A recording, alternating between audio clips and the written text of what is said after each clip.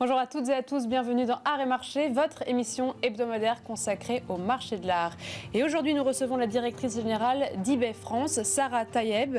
eBay a annoncé un partenariat avec le musée d'Orsay, avec la vente d'une sélection de reproductions numérotées de chefs-d'œuvre tels que ceux de Vincent van Gogh, Claude Monet ou encore Paul Cézanne. L'occasion pour nous de faire un point avec eux sur le marché des multiples séries, éditions à l'opposé d'œuvres originales. Comment se retrouver dans tout ce que l'on peut retrouver sur la plateforme? C'est tout de suite dans Art et Marché, édition Week-end.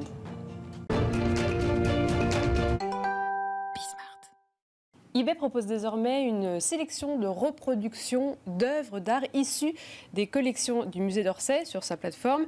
Une initiative qui nous donne donc l'occasion de nous intéresser au marché des multiples dans le monde de l'art. Et Sarah Tayeb, qui est directrice générale d'eBay France, est notre invitée. Merci beaucoup d'être avec nous. Bonjour, merci.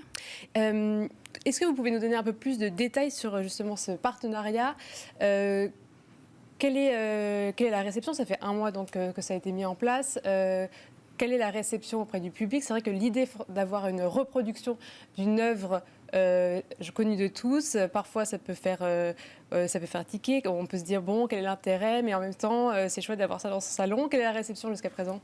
Alors, on est vraiment ravis que le musée d'Orsay ait choisi eBay pour la diffusion, on va dire, à l'international de ses reproductions 3D avec le vendeur Lito qui permet cette technologie-là sur eBay partout dans le monde. L'accueil est excellent depuis un mois parce que je pense qu'encore une fois, il y a une attente de notre public, qui est peut-être un public différent, peut-être un public aussi plus international, qui n'a pas toujours accès à ces œuvres-là et qui va pouvoir acheter en fait un extrait de ces œuvres avec une reproduction tellement fidèle qu'en effet c'est un scan 3D. Donc on a vraiment le sentiment d'avoir l'œuvre chez soi. Beaucoup plus réaliste. Vous parlez d'attente de votre public. Sur votre plateforme, il y a énormément de catégories, énormément d'échanges. Quelle est la place des objets d'art sur votre plateforme ?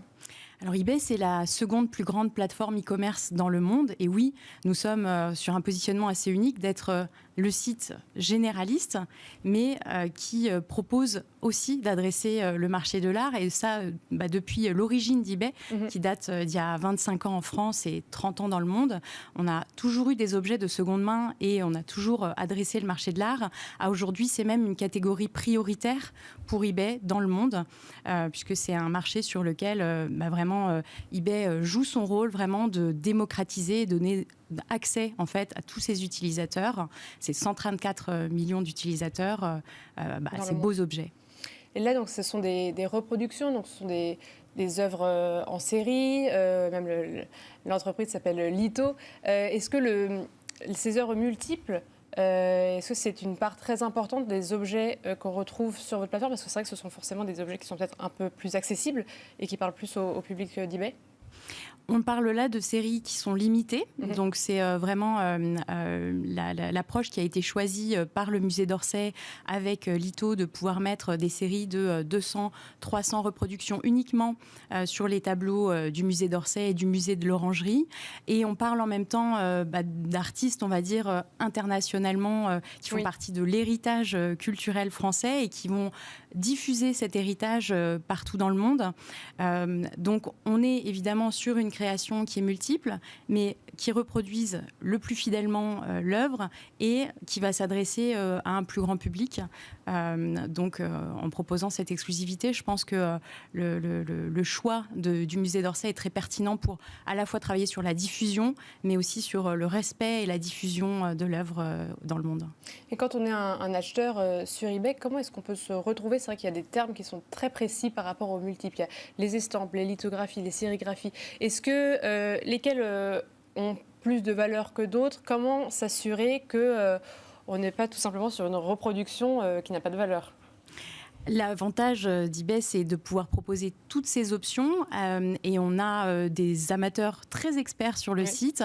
Pour ceux qui sont moins experts, mon conseil, ce serait de regarder d'abord la qualité du profil du vendeur, de la performance de ce vendeur. eBay, vous le savez peut-être, a inventé le système de notation du vendeur, donc le fait qu'on donne un feedback quand on achète et quand on vend quelque chose, et donc c'est un indicateur. La deuxième information, on peut la trouver dans la fiche du produit, parce que il y a une mention des éléments, du nom de l'artiste, de l'époque, du type de reprographie dont on se parle. Et si ce n'est pas le cas, on a toujours la possibilité de converser en fait avec son vendeur. Et je dirais en troisième lieu, on a ce qui s'appelle la garantie client eBay, qui existe sur le site depuis plus de 10 ans et qui vous prémunit de toute mauvaise surprise. S'il y a un litige avec votre vendeur, justement un conflit sur ce que vous pensez avoir acheté ou ce qui était décrit dans l'annonce, vous êtes intégralement remboursé et c'est une couverture qui est mondiale et sous 30 jours. Et pareil, en termes d'estimation, est-ce que eBay regarde à quel prix, c'est vrai qu'il y a quand même beaucoup d'objets, donc est-ce que vous regardez à quel prix, à quel montant va être vendue une lithographie? Est-ce que vous regardez s'il y a bien une correspondance entre l'objet et le montant? Alors l'enjeu de la sécurité, c'est un sujet sur lequel on travaille depuis 30 ans maintenant sur eBay. Donc en fait, on travaille bien en amont et on est aidé maintenant par l'intelligence artificielle pour en fait éliminer de façon proactive toutes les annonces contrevenantes sur le site.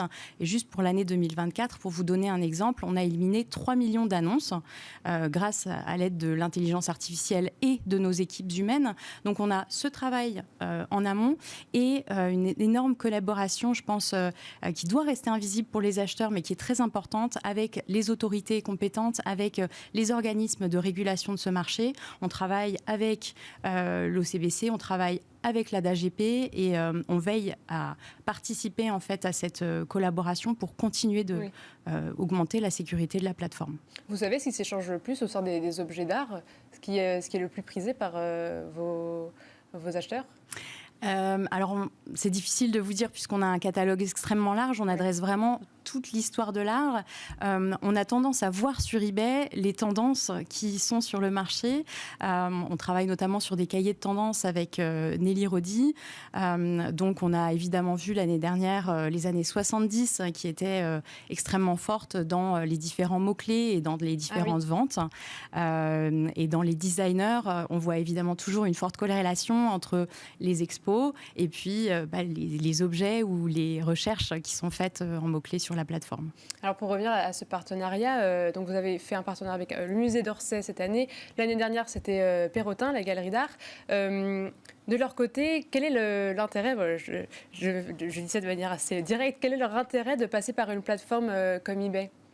C'est et la Galerie Perrotin et le Musée d'Orsay qui sont venus vers nous et qui nous ont choisis, et délibérément parce qu'ils reconnaissent la place d'eBay sur le marché de l'art en ligne. On a été des pionniers en fait et on a évidemment proposé le format enchère dès l'origine. Et donc on leur propose d'accéder à un public qu'ils ne touchent pas ou moins naturellement, avec une empreinte internationale. Je vous le disais, on est dans 190 pays, on touche 134 millions d'utilisateurs dans le monde et on a vraiment cette vocation de décloisonner, de rendre accessibles en fait ces objets-là. Je pense que c'était une volonté en fait, notamment de la galerie Perrotin, qui propose en plus des objets qui sont très accessibles, des reprographies, jusqu'à des séries limitées assez récemment de Christiane Poulet. Donc on est vraiment sur un échantillon très variable qui permet à la galerie Perrotin de toucher un public plus vaste qui n'ose pas franchir la porte d'une galerie, qui peut-être n'ose pas rentrer dans une maison d'enchères. Et depuis le Covid, ça a explosé la présence des professionnels sur eBay? On était déjà très présent avec les professionnels avant le Covid. Sur eBay, on a des vendeurs particuliers, mais on a aussi des vendeurs professionnels. Et actuellement, en fait, notre volume d'affaires, il est constitué à 80% de vendeurs professionnels. Ce qui veut dire qu'aujourd'hui, on travaille déjà avec des antiquaires, des brocanteurs, des maisons et des commissaires-priseurs qui utilisent eBay comme un nouveau canal de revente, et c'était déjà le cas avant le Covid. Il y a eu une accélération, bien sûr, pendant le Covid, je pense que clairement, il y a eu un besoin en fait de passer plus rapidement pour certaines maisons et pour certaines entreprises sur le canal Internet. Pour nous, ça a été très progressif et notamment lié au fait que l'opportunité sur eBay, elle est à l'international, quand sur certains réseaux, on va s'adresser à un maillage très local. Est-ce que vous voyez s'il faut une sélection vraiment très précise en fonction de l'acheteur qu'on va retrouver sur eBay ? C'est une discussion qu'on a souvent avec eux. Vraiment, les vendeurs sont libres de leur stratégie, évidemment, commerciale sur la plateforme.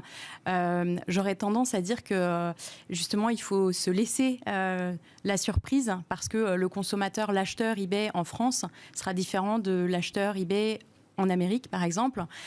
Et donc, on va pouvoir avoir une largeur de catalogue et des ventes potentielles très différentes d'un pays à l'autre. Et vous ne voyez pas, est-ce que vous avez accès, est-ce que vous voyez la réception, quelles sont les œuvres qui vont attirer le plus ou pas ? Est-ce que peut-être que vous leur faites un retour ?